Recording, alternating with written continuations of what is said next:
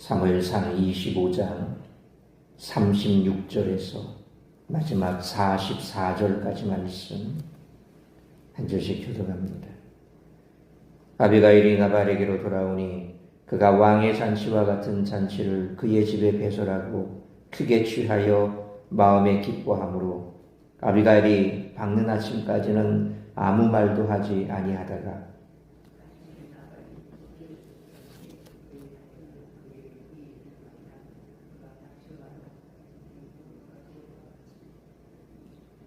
한 열흘 후에 여호와께서 나발을 치심에 그가 죽으니라.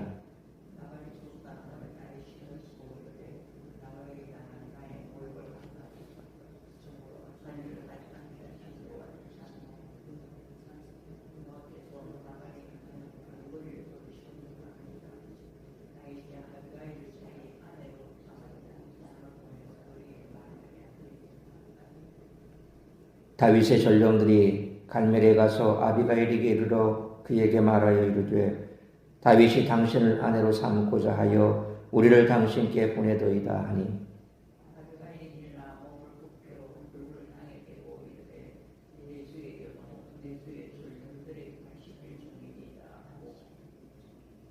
아비가일이 급히 일어나서 나귀를 타고 그를 뒤따르는 처녀 5과 함께 다윗의 전령들을 따라가서 다윗의 아내가 되니라.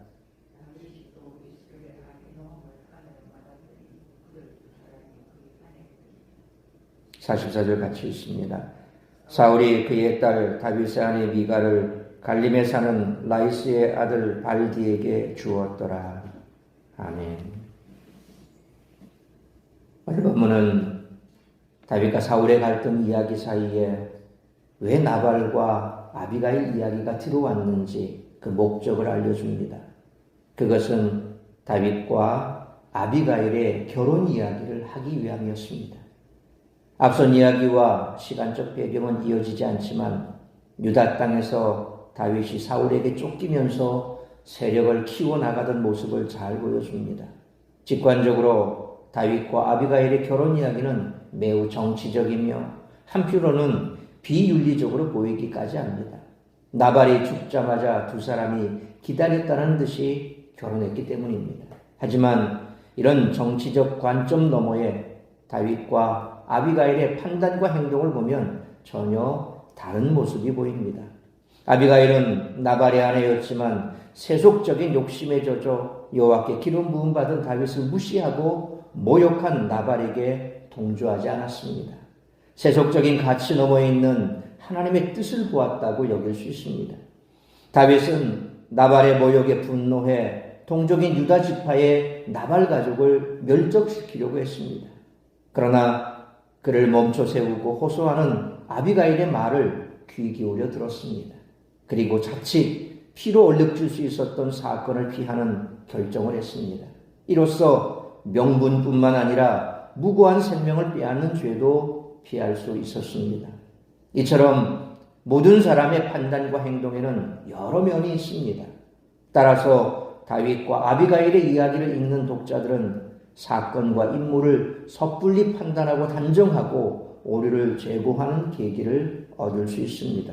그러므로 우리들 역시 표면적 이유나 결과만으로 쉽게 판단하고 정죄하는 오류를 범하지 않도록 힘써야 할 줄 믿습니다. 악한 일을 행하는 자들을 보면 처벌하거나 복수하고 싶어지는 것은 인지상정입니다. 하지만 하나님은 우리가 악을 악으로 갚기를 바라지 않으시고 당신께 맡길 때 가장 좋은 결과를 허락해 주시는 줄 믿으시길 바랍니다. 따라서 오늘 본문의 말씀을 통해서 우리들이 깨달아야 할 것은 첫째로 36절로 38절 말씀처럼 악하고 어리석은 자는 하나님의 섭리에 의해 멸망당한다는 것입니다. 아비가일이 다윗을 만나는 동안 나발은 36절 상반절 말씀처럼 자기 집에서 왕의 잔치와 같은 잔치를 벌이고 있었습니다. 그는 광야에서 자기 목자들과 양떼를 지켜준 다윗 무리에게 양식을 조금 더 나눠주지 않으면서 자신은 왕이나 다름없는 향락을 누리고 있었던 것입니다. 자기에게 어떤 일이 일어나는지도 모른 채 향락을 즐기는 모습은 세상의 어리석은 자들, 특히 악한 통치자와 부자들의 모습을 그대로 보여줍니다. 지혜로운 아비가일은 36절 하반절로 37절 말씀처럼 나발이 깨기를 기다렸다가 그동안 일어난 일을 말했는데 아비가일의 말을 들은 나발은 그만 몸이 돌처럼 굳고 말았습니다. 사무엘서 저자는 38절 말씀처럼 나발이 그렇게 되고 약 10일이 지나 여호와께서 치심으로 인해 죽었다라고 기록함으로써 다윗에게는 그의 죽음에 대한 책임이 전혀 없음을 강조하고 있습니다. 왜 죽었을까? 여러 가지 추측을 할 수 있겠지만 아마 그 충격에 시름시름 앓다가 죽었을 수도 있고 또 갑자기 심근경색이나 이런 걸로 죽었을 수도 있겠죠. 사실상 38절 말씀처럼 하나님께서 이처럼 악한 자를 벌하신다는 것을 볼 때 우리가 세상 가운데서 때로 모욕도 당하고 또 무시도 당하고 또 예수 믿는다는 이유로 여러 가지 핍박도 당하고 그래서 내가 이렇게 신앙생활해서 뭐하나라는 생각이 들 수 있는 그런 상황까지도 몰린다고 생각하더라도 결코 우리는 그것 때문에 좌절할 이유가 없는 것은 하나님은 다 알고 계신다는 겁니다. 세상의 악한 자들이 아무리 잘 나가는 것 같고 한때 그런 노래도 있었죠. 내가 제일 잘 나가, 내가 제일 잘 나가 이런 그런 대중가요도 있었습니다만 세상 사람들은 자기가 제일 잘난 것처럼 생각을 합니다.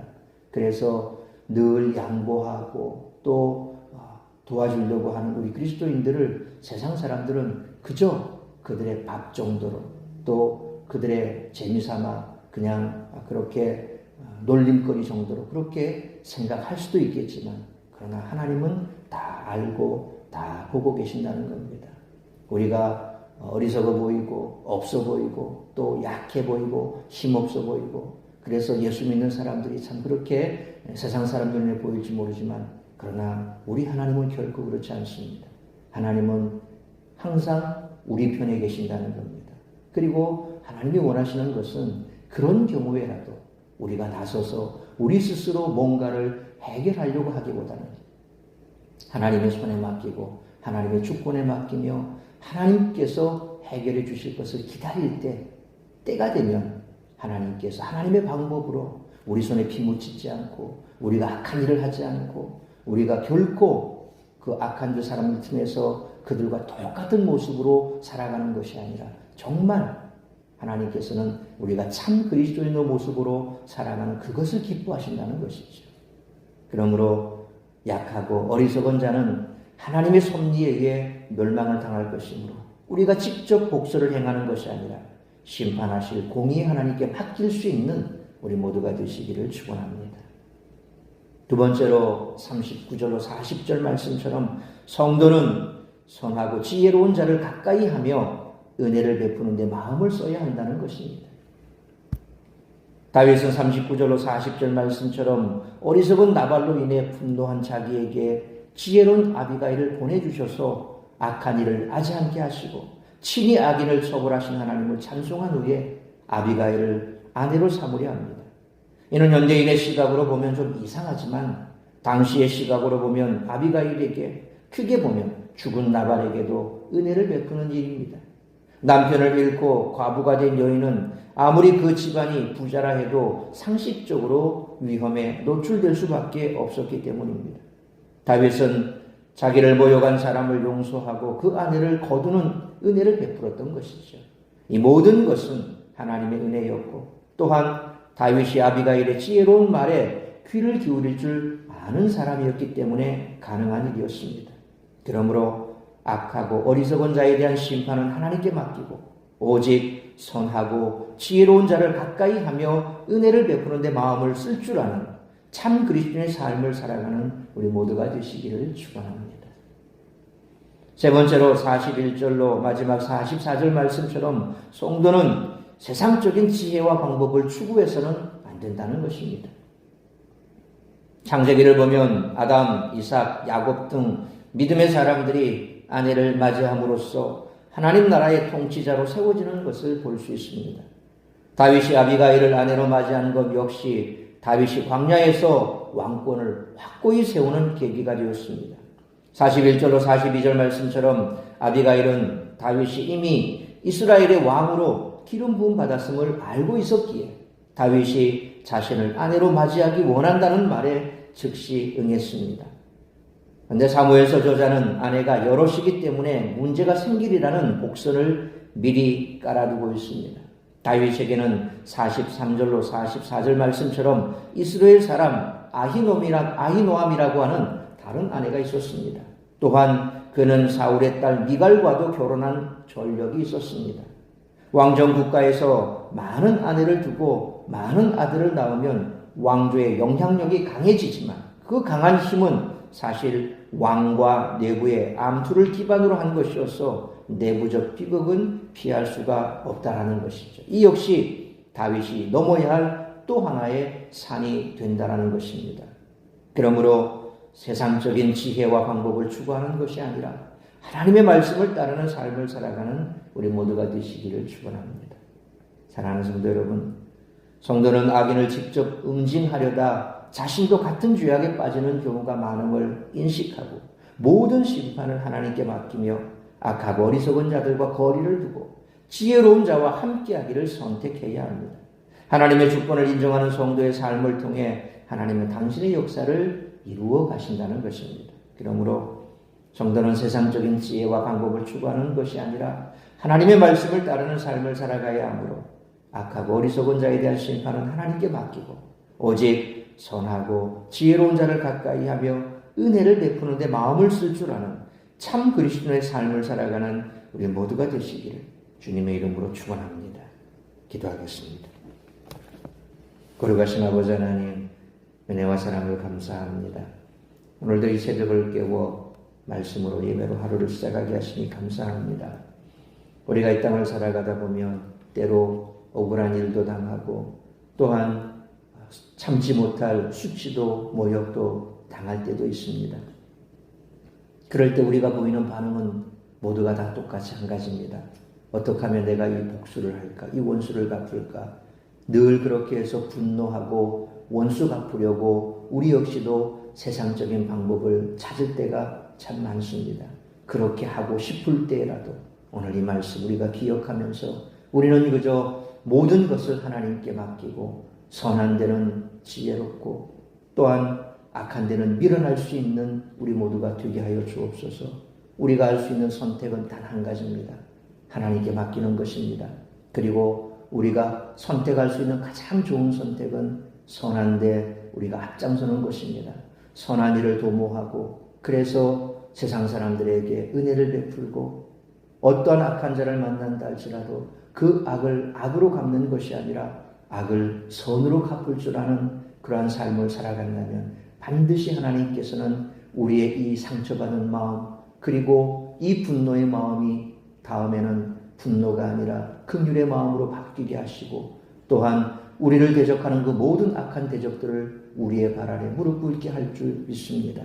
그러므로 이처럼 다윗이 보여준 그와 같은 삶과 오늘 아비가일이 다윗에게 대했던 그와 같은 방식을 우리가 늘 가슴에 새기면서 이 땅 가운데서 참 그리스도의 모습으로 선을 베풀고 은혜를 베풀고 또한 모든 것을 하나님의 주권에 맡기며 그리스도인으로서 우리가 온전한 삶을 살아낼 수 있도록 오늘 이 한날도 성령으로 충만케 하시고 매일매일의 삶 가운데 우리가 무엇을 선택해야 할까 지혜를 얻을 수 있도록 인도하여 주옵소서.